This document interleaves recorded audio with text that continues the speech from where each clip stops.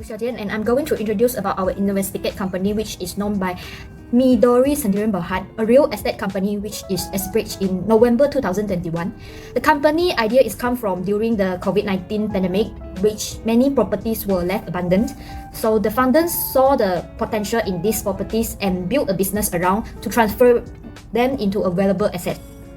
Midory cost business in simple. They buy abandoned properties, renovate them, and rent them out to generate more income, which is then used to repay the loans.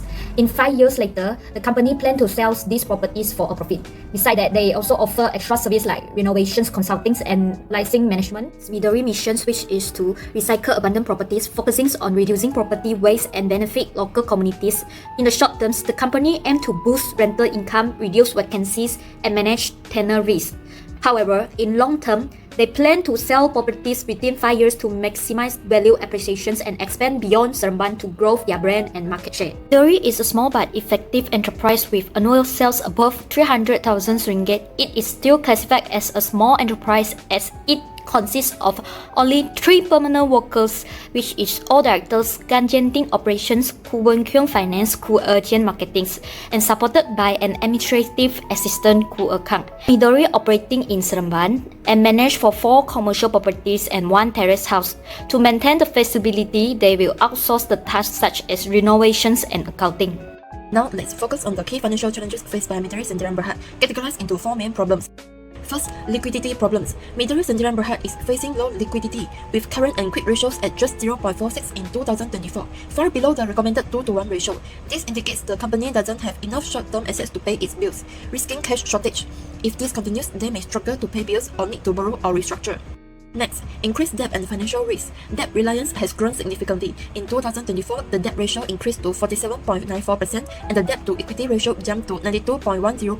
Nearly half of the company's assets are funded by loans, increasing financial risk. If profits can cover loan interest, future growth could be constrained. Moving on to declining profitability.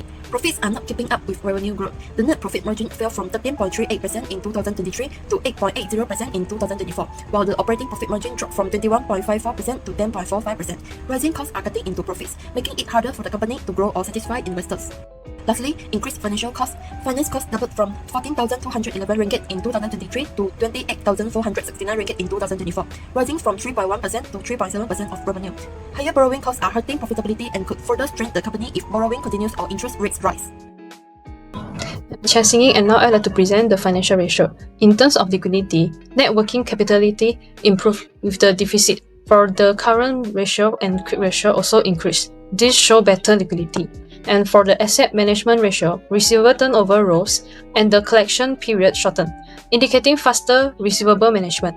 Fixed and total asset turnover also improved, reflecting better asset efficiency. There are no inventory turnover or average inventory turnover because majority Berhad is a service company and does not hold inventory. Let me explain the other 2 key ratios, leverage and profitability ratios. Firstly, the debt ratios of Midory remain safe. The debt to equity ratio also increased significantly in 2024. Next is the equity multiplier ratios. In 2023, the company's assets reflected moderate leverage.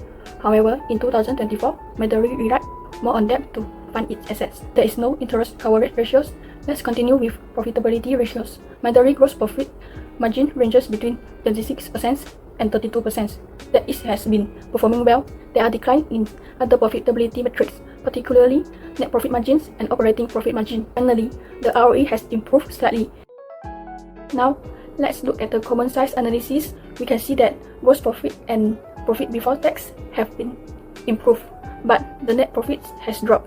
This is due to the increase in finance costs. Now, let's look at the common size analysis. We can see that gross profit and profit before tax have been improved, but the net profit has dropped. This is due to the increase in finance costs. For the trend analysis for balance sheet, from 2023 to 2024, total assets grew by Rm 425,776, supported by increases in non-current and current assets. However, non-current liabilities struggled significantly, indicating higher long-term borrowing. Current liabilities, on the other hand, decreased, show better short-term management. Overall, while the company expands, the increase relies on debt rise, some corners about leverage. For the common size analysis, non-current assets slightly declined as a percentage of total assets, while current assets increased, showing improved liquidity. Equity as a percentage of total asset decreased, reflecting greater reliance on liabilities, particularly long-term debt. The capital structure shift toward higher leverage highlights the needs for careful financial management. In summary, Midory Sdn Bhd show growth in asset and operational efficiency. However, the increased use of debt financing may pose future risks. For the first recommendation, which is liquidity management, firstly we need to do action step, negotiate improved payment terms with supplier, and then we need to refine receivable tracking system, implement real-time cash flow tracking tools such as QuickBook and SAP, and lastly is continuously monitor and refine cash flow strategies. And then for resource requirement, we need to find finance team and accounting software tools, negotiate with supplier and customer relationship management tools, and also lastly is customer communication such as digital or letters and internal training. For potential risks, we need to find supplier reluctance to extend payment terms and inaccurate tracking during system change. For second recommendation, which is debt management and refinancing, the resource requirement is internal finance system for planning and debt analysis and financial software for monitoring. The potential risk is penalties or unfavorable terms during refinancing and fluctuating interest rates leading to increased costs. For third recommendation, which is debt reduction strategy, we need to begin renegotiating high interest loan terms, explore refinancing options with other lenders, and perform balance sheet common sense analysis to assess financial standing. For medium-term actions, which is 3 until 3 months, we need to allocate a portion of profits to pay down high interest, and long-term action, which is 6 until 12 months, we need to pursue government grants or issue and explore joint ventures to reduce reliance on debt. The resource requirement we need is finance team, management, and legal advisor. For last recommendation, which is balance sheet common sense analysis, we need to do actions such as review proportion of asset categories such as inventory and cash, and also we need to perform the analysis to gain insight into the financial statement. The resource requirement is finance department, which is 2 until 3 members, accounting software such as QuickBook and SAP, and also external advisor for industry benchmarking. The risk we need to face is inaccurate data leading to misleading analysis. Good afternoon, everyone. I'll conclude our presentation with the financial outlook for Midory Sdn Bhd. The company faces key challenges, including liquidity issues, rising debt levels, and declining profitability despite an increase in revenue. However, there are clear opportunities for recovery. By improving liquidity management, strategically managing debt, and optimizing costs, Midory can strengthen its financial position. Revenue diversification, such as exploring new markets and services, will also drive future growth. In the short term, immediate focus should be on improving cash flow and renegotiating debt terms. Over the long term, Midory must prioritize sustainable growth through continuous monitoring and adaptability.